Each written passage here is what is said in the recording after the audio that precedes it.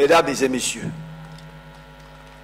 je ne trouve pas de mots assez forts pour décrire cette ambiance des grands jours que je contemple, festive, colorée, éclatante, qui fait vibrer nos cœurs et éclaire nos âmes dans ce sentiment de joie et de fraternité qui nous relie ici les uns avec les autres dans notre si belle région.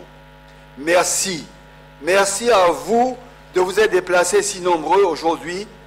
Merci de témoigner une nouvelle fois votre fidélité à notre projet de progrès, au président, homme de vision, homme de leadership, mais également et surtout homme de parole, source inépuisable d'inspiration qui guide nos actions, qui guide notre nation. Oui, mes chers frères et sœurs, cette journée me rappelle l'ambiance et la ferveur contagieuse que nous avions déjà vécues toutes et tous ensemble dans ce stade Alassane Ouattara d'Adzopé le 31 juillet 2021, à l'occasion de la journée d'hommage et de reconnaissance des populations de la Mai au président de la République, son Excellence M. Alassane Ouattara, qui a fait à notre communauté l'insigne honneur d'appeler à ses côtés l'un des nôtres pour conduire sous son leadership le gouvernement de notre République, acte pour lequel votre gratitude, je le sais, lui sera éternelle. Et aujourd'hui, nous nous retrouvons à nouveau pour célébrer les preuves concrètes de la politique de développement économique et social menée par notre président de la République. Lui qui dit ce qu'il fait et qui fait ce qu'il dit. Lui qui a tant dit et tant fait pour la région de la Mai en termes d'infrastructures électriques, routières ou hydrauliques, d'écoles et de collèges, de sécurité, de développement économique et industriel. Ce sont ainsi plus de 200 milliards de francs CFA qui ont été investis ces 10 dernières années dans notre région. Une somme impensable, inouïe, il y a encore quelques années de cela. Lui qui a bouleversé le quotidien de nos populations et mieux encore, l'avenir de nos enfants. Lui qui avait posé le 3 août 2019 la première pierre du nouveau centre hospitalier régional d'Adzopé. Lui qui a ainsi montré à quel point le mieux vivre et le devenir de la Mai et de ses habitants lui importait au quotidien. Lui qui, en ce jour de célébration de l'ouverture effective du centre hospitalier régional d'Adzopé, est avec nous par la pensée et par le cœur. Montrez-lui donc, par vos applaudissements nourris, votre joie intense.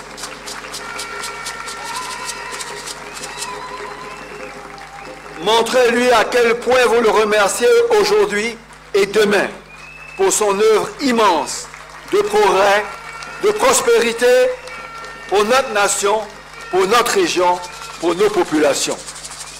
Merci. Merci, Monsieur le Président de la République. Merci à vous. Merci pour tout. Nansin, pays Nansin. Je voudrais, à la suite de son Excellence, Monsieur le Président de la République, traduire également mes remerciements à l'ensemble de l'assistance, en particulier à mes collaborateurs, à Messieurs les ministres, qui, je le sais, en ce jour pourtant très chargé pour eux, ont tous trouvé le temps de parcourir cette longue distance, surtout cette traversée de Notré, encore pénible jusqu'à ce que cette route 2x3 voies soit achevée, pour être ici parmi nous. Merci à vous, merci au corps diplomatique pour cette marque d'attention qui nous touche particulièrement à tous les élus, les ministres de la région, mais également aux chefs et aux populations. Mesdames et messieurs, chers frères et sœurs de la Mai, vous le savez, face aux urgences qui pesaient sur notre système de santé, au sortir d'une longue décennie de crise, et nous venons de voir ensemble, en visitant l'ancien hôpital général d'Adzopé, où je vous ai demandé d'aller pour voir cette différence, qui en quelques années nous a permis de sauter un siècle, un demi-siècle pour certains. Vous venez de voir à quel point cette politique volontariste de remise à niveau de notre offre de soins est une réalité. Les indicateurs prioritaires de santé publique en matière de ressources humaines, de qualité des infrastructures, de taux de mortalité maternelle et infantile n'était pas en adéquation avec l'ambition que le président de la République avait pour la Côte d'Ivoire. C'est pourquoi fut décidée une profonde remise à niveau de notre système sanitaire et pour lequel son Excellence, Monsieur le Président de la République, a décidé de l'investissement de plus de 850 milliards de francs CFA sur l'ensemble du territoire national. Au cours des derniers mois, nous avons inauguré les CHR d'Aboisseau, Adjamé, d'Aloa, le service de gynécologie du CHU de Trècheville, l'hôpital général de Yopougon-Atié, le centre d'odontologie de Bassam que nous avons lancé. Aujourd'hui, nous inaugurons les CHR d'Adzopé, quelques jours seulement après l'ouverture du CHR de San Pedro et de l'hôpital général de Méagui. Et demain, ce sera au tour des CHR de Mans, de Boaké, de Katiola, de Kong, de Bouniali, de Danané, ou encore l'Institut cardiologique de Boaké, et enfin, bientôt, très bientôt, le CHU d'Abobo, d'une capacité de 600 lits, le plus grand CHU du pays, hautement spécialisé, qui viendra compléter ce tableau de la carte sanitaire du pays, enfin remise à nouveau, pour le bien-être de nos compatriotes et la réalisation de la Côte d'Ivoire solidaire, si chère à son Excellence, Monsieur le Président de la République. Permettez-moi ici d'évoquer la mémoire de mon frère, feu le Premier ministre Amadou Gon Coulibaly, père de cet ambitieux programme sous la guidance et l'inspiration de son Excellence, Monsieur le Président de la République. Alors même que nous inaugurons ce qu'il avait initié, je veux ici adresser une prière émue et fidèle pour le repos de son âme. Lui, le serviteur acharné de la reconstruction de la Côte d'Ivoire, lui, le grand commis qui, aux côtés du Président de la République, travaillait comme peu d'hommes à l'amélioration vraie des conditions de vie de nos populations. Je veux aussi féliciter le ministre de la Santé, Pierre Demba, pour son ardeur face à l'immensité de la mission qui lui est confiée. Il en connaît la noblesse toute particulière. Elle est une charge, un devoir, une récompense qui exige un engagement absolu qui sera le sien aujourd'hui comme demain. Mobiliser les acteurs, réunir les financements, accélérer les projets, exiger toujours plus de résultats, surveiller la mise en œuvre en service et le fonctionnement des infrastructures, motiver le personnel et exiger de le meilleur des services à nos concitoyens. Parce que nous ne travaillons que dans un seul but, permettre à nos populations de vivre mieux, plus longtemps et en meilleure santé. Je voudrais également saluer la présence inestimable du président Aka Awele, président aujourd'hui du Conseil économique et social, environnemental et culturel, qui fut avec le ministre-gouverneur Raymond Goudou les précurseurs de l'œuvre de progrès qu'ils voient ici, sous leurs yeux, accomplie, grâce leur soit rendue. Merci pour votre présence, merci de votre travail de précurseur et merci de voir de vos yeux l'œuvre de votre main. Dieu vous a donné cette grâce de ne pas avoir vécu inutile. En tout cas pour nous, les populations d'Adzopé, et sous les auspices de son Excellence, Monsieur le Président de la République, de toute la Côte d'Ivoire. Mesdames et messieurs, chers frères et sœurs de l'AME, le nouveau CHR d'Adzopé, dont la cérémonie d'inauguration nous réunit ce jour, fut longtemps attendue. Et je sais à quel point cette attente fut parfois longue. Oui, combien de fois, sur ces routes qui, longtemps chaotiques, longtemps difficiles, a vu de nombreux accidents, avec de nombreux blessés, et de nombreuses personnes perdre leur vie, d'autres être handicapées à vie. Et puis ensuite, cette route réhabilitée, rendue à neuf, pour lequel nous espérions voir le taux d'accident se réduire, bien au contraire, voir ce taux d'accident s'accroître, pour faire de cet axe l'un des plus accidentogènes de Côte d'Ivoire. Cette route neuve voyait vélos, motos, véhicules se faire la compétition pour voir qui allait plus vite. Et par là, jeter ici et là des situations difficiles. Combien de fois, nombre d'entre nous, sur le chemin du retour à Abidjan, n'ont été obligés de s'arrêter pour constater avec impuissance des blessés nombreux, nous questionnant s'il fallait les ramener à l'hôpital d'Adzopé, s'ils avaient un plateau technique suffisant pour les recevoir, ou les amener à Abidjan, dans quel hôpital qui pourrait donc les recevoir pour leur donner les soins qu'il fallait. Combien de fois sommes-nous restés là, devant des personnes couchées, ensanglantées, enfants, femmes, spectacle désolant, qui aujourd'hui trouvent sa fin avec la construction de ce magnifique édifice. Oui, aujourd'hui, c'est un jour de libération. Aujourd'hui, c'est un jour de progrès. Aujourd'hui, c'est un jour de développement de la Côte d'Ivoire. Le développement des régions de l'Est et celui de la Mai, qui sont bien réels. Il se contemple, il se touche, il est là devant nous, avec nous et pour nous. Oui, face à nous se dresse une infrastructure de santé de tout premier rang, avec une capacité de 200 lits. Oui, 200, j'ai bien dit 200, dont 150 lits d'hospitalisation et près de 14 500 mètres carrés de bâti, avec surtout des équipements médicaux de dernière génération, dans les services d'imagerie médicale, d'analyse, de laboratoire, au sein de blocs opératoires ou de services gynéco-obstétriques. En quelques minutes, nous venons tous, dans ce parcours que nous venons d'effectuer, de changer de siècle et de nous propulser dans la modernité la plus achevée. En regardant ces équipements, je me pose la question de savoir de ces parents qui viendront dans quelques jours du village pour pénétrer ce cénacle, s'ils seront effrayés ou encouragés.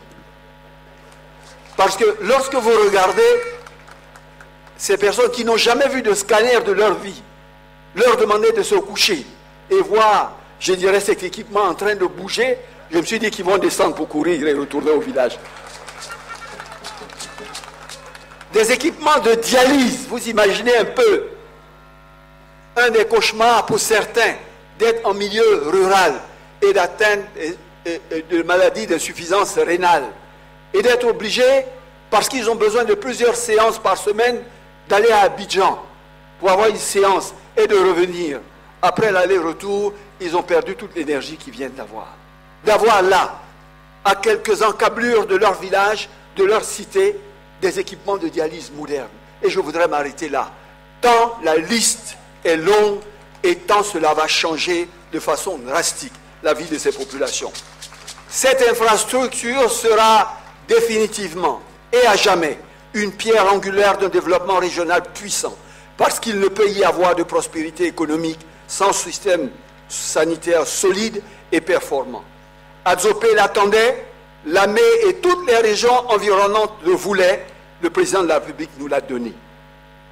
Tous nos remerciements, tous nos vœux. Je voudrais enfin ici aussi adresser mes sincères remerciements à tous nos partenaires techniques et financiers qui ont contribué à la réalisation de ce projet majeur et saluer tout particulièrement le président directeur général de l'entreprise Agentis et l'ensemble de ses équipes ainsi que ceux du Bénet. Mesdames et messieurs, on ne peut oublier que cette infrastructure de protection et de progrès ne serait rien sans les femmes et les hommes qui vont lui permettre de jouer pleinement leur rôle. Je veux donc ici saluer avec chaleur l'ensemble du personnel et des cadres de notre CHR. Je veux saluer la noblesse et le courage de la mission qu'ils ont choisi d'exercer. Je veux aussi leur rappeler l'exigence humaine qu'ils portent sur leurs épaules, celle de l'effort et du professionnalisme, celle du respect dû aux âmes et aux corps affaiblis, celle de l'attention humble et délicate prodiguée aux patients. Je veux leur dire de ne jamais oublier d'où vient le mot même hospital. Hôpital, c'est le lieu où l'on donne l'hospitalité à tous ceux qui en ont besoin. Et de chaque jour, faire vivre ce sens de l'accueil, de l'empathie et de la fraternité aux populations. Oui, trop souvent, dans des environnements où les équipements sont là, le personnel n'est pas à la hauteur des équipements. Pas en termes de compétences ou de qualité, mais trop souvent, il nous arrive de reprocher à ce personnel de santé une forme de négligence qui finit par donner au cadre dans lequel ils sont de ne pas avoir à atteindre les performances qu'on est en droit d'atteindre d'eux. Je voudrais ici encore une fois appeler à leur humanisme pour dire que Un malade est quelqu'un de faible, d'affaibli, de souffrant, non seulement dans le corps, mais psychologiquement. Et que très souvent, arrivé à l'hôpital, il est pris d'angoisse, de peur, parce qu'il ne connaît pas le mal qui l'habite. Et que le simple sourire, le regard compatissant d'un médecin, quelques mots gentils, suffisent à le guérir à moitié, avant même qu'il n'ait pris un médicament. Et que, aux urgences, regardez, arriver et dépasser un malade, quelquefois couché par terre, sans même faire attention à lui, est une trahison inacceptable au serment d'Hippocrate que vous avez prononcé.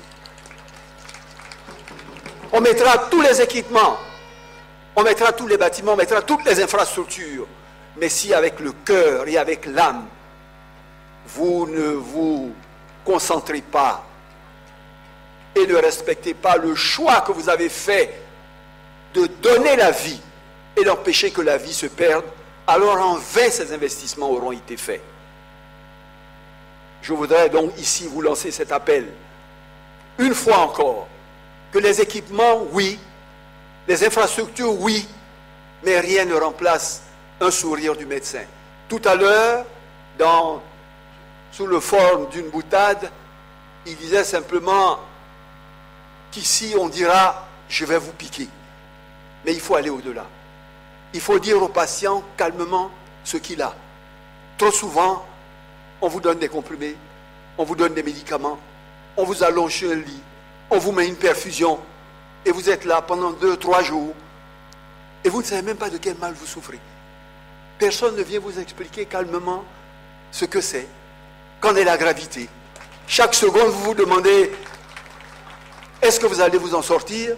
Chaque nuit, vous ne fermez pas les yeux de peur de ne pas vous réveiller. Alors oui, le service est important et je souhaiterais particulièrement insister dessus.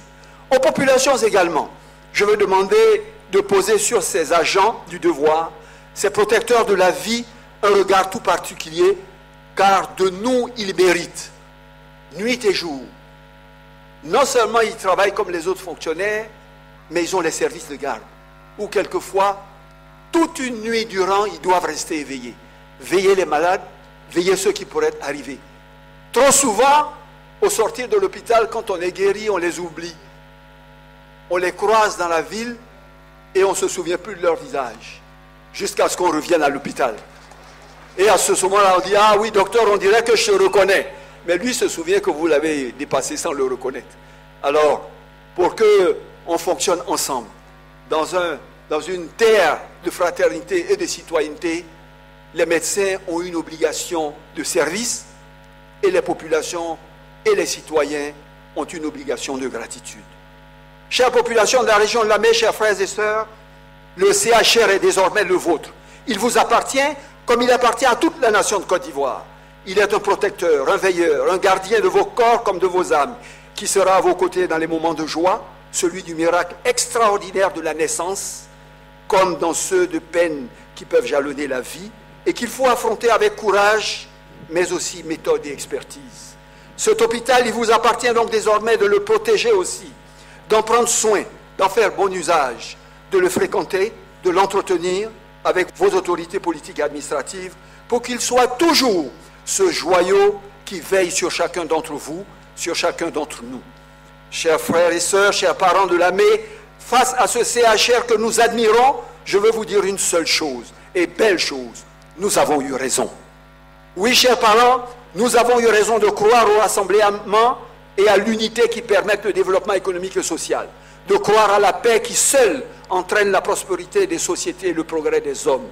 Oui, nous avons eu raison de faire confiance au président de la République, son Excellence M. Alassane Ouattara, pour mener cette œuvre de redressement national et désormais de nous conduire collectivement sur le chemin de sa vision 2030, celle d'une Côte d'Ivoire solidaire et d'un avenir plus radieux pour nous-mêmes, nos enfants et nos petits-enfants. Oui, nous avons eu raison d'avoir un esprit de discernement pour faire le choix de ceux qui développent, de ceux qui parlent et font ce qu'ils disent, et de ceux qui promettent et tiennent leurs promesses, et de discerner avec ceux-là qui, au-delà de tous, aiment leur pays et mettent ses intérêts au-dessus de tout. Oui, nous avons eu raison. Alors, ensemble, tous ensemble, continuons toujours de faire confiance au président de la République et de rester engagés et fidèles à ses côtés. Naissant, n'est chaud, mais les menacés. Il y a les menacés, mais il y a des en cucué, il fait comment en cucué. Mon quétin là, n'en bas boutin là. Et vous voyez à tout, mais mon Dieu, à m'a fait. Quel bête il y a, et pour nous pas romper. Mais au con, à qui mes cas, balé, t'es son bâtin.